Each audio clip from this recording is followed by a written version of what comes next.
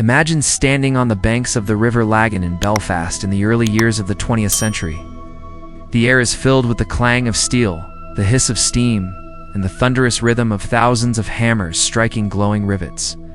Towering above the city are two colossal gantries, the largest structures ever built in Ireland at the time. Beneath them, a ship unlike anything the world had ever seen is beginning to take shape. This is the story of the construction of the RMS Titanic. At the dawn of the 1900s, ocean travel was undergoing a revolution. Nations competed not only for naval power, but also for prestige through magnificent passenger liners. The British shipping company White Star Line wanted to dominate the Atlantic with vessels that emphasized luxury, size, and comfort rather than pure speed. To achieve this ambitious vision, they commissioned the famous Belfast shipbuilding company Harland and Wolff to construct three nearly identical superliners: Olympic, Titanic, and Britannic. The Titanic was designed by a team led by naval architect Thomas Andrews. Alongside Alexander Carlisle and Edward Wilding, their challenge was extraordinary. They needed to create a ship that was larger, safer, and more luxurious than any passenger vessel ever built, while still remaining practical enough to cross the unpredictable waters of the North Atlantic. Construction officially began on the 31st of March in the year 1909. The first step was laying the keel, the massive backbone of the ship, stretching nearly 270 meters, or 882 feet. The keel formed the foundation upon which every other part of Titanic would be built. Workers assembled enormous steel plates, each weighing several tons, aligning them with remarkable precision inside an immense dry dock specially enlarged for the project. More than 3,000 men worked on Titanic during its construction.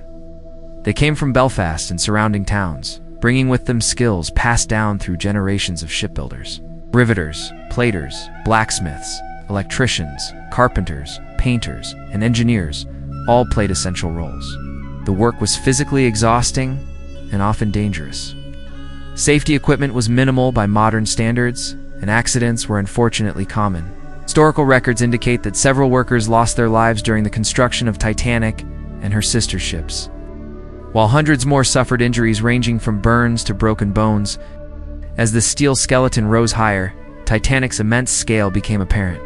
Her hull was assembled from approximately 2,000 steel plates, held together by more than 3 million rivets.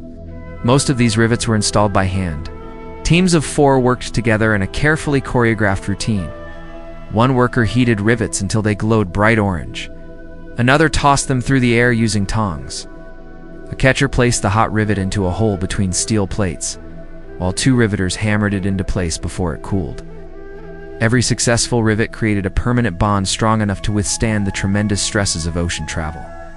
By late 1910, the unmistakable outline of Titanic dominated Belfast's skyline. Her double bottom provided additional strength and protection, while 16 major watertight compartments divided the lower hull. These compartments were separated by enormous steel bulkheads fitted with watertight doors that could be closed electrically from the bridge. This innovative safety feature led many newspapers to describe the ship as practically unsinkable, a phrase that would later become tragically associated with her legacy, even though the builders themselves never officially claimed she was truly unsinkable. One of Titanic's greatest engineering achievements lay hidden beneath her elegant exterior. Deep within the hull were 29 massive boilers feeding to gigantic triple-expansion steam engines and a central low-pressure turbine. Together, they produced nearly 50,000 horsepower, driving 3 enormous propellers.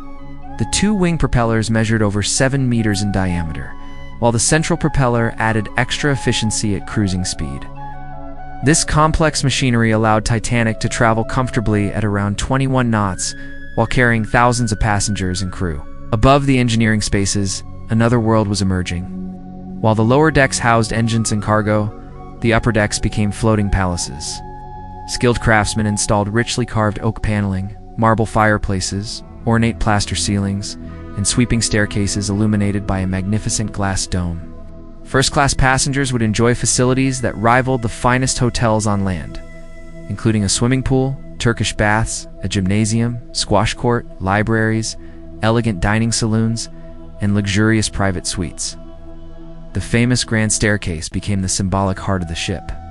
Rising through multiple decks, It featured polished oak, wrought iron balustrades, and a stunning clock surrounded by allegorical figures representing honor and glory crowning time.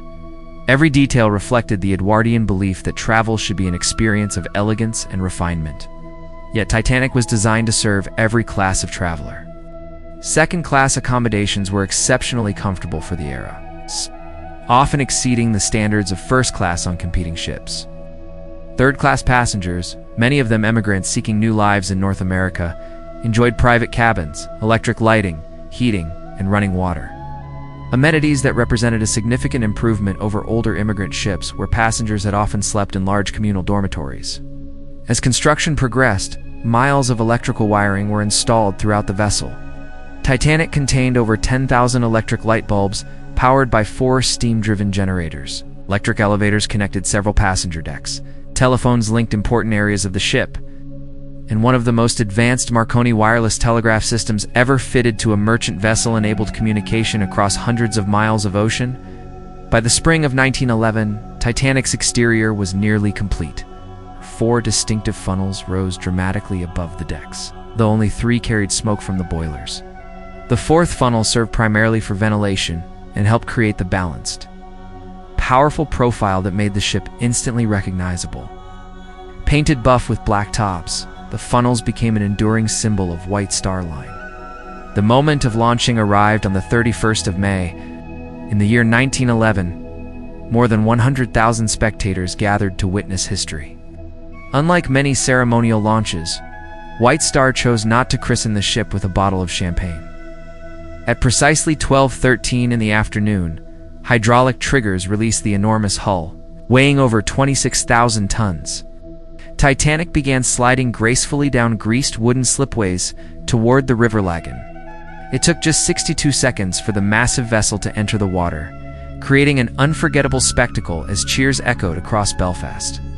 Launching, however, marked only the halfway point. The ship's interior still required nearly a year of fitting out. Tugboats guided Titanic to Harland and Wolff's fitting-out basin, where workers installed furniture, carpets, curtains, kitchen equipment, lifeboats, navigation instruments, and thousands of decorative finishing touches.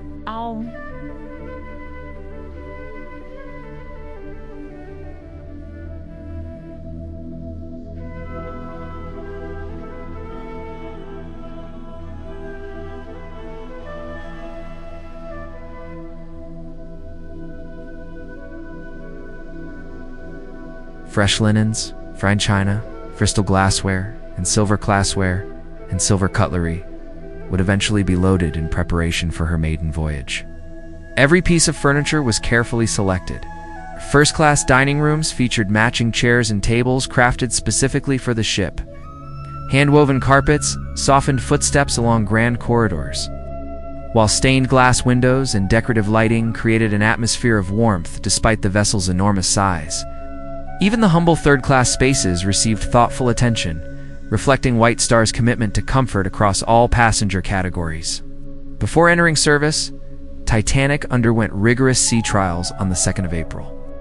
In the year 1912, sailing into the Irish Sea, engineers tested her engines, steering, turning circle, emergency stops, and navigational systems. Government inspectors from the Board of Trade observed every maneuver.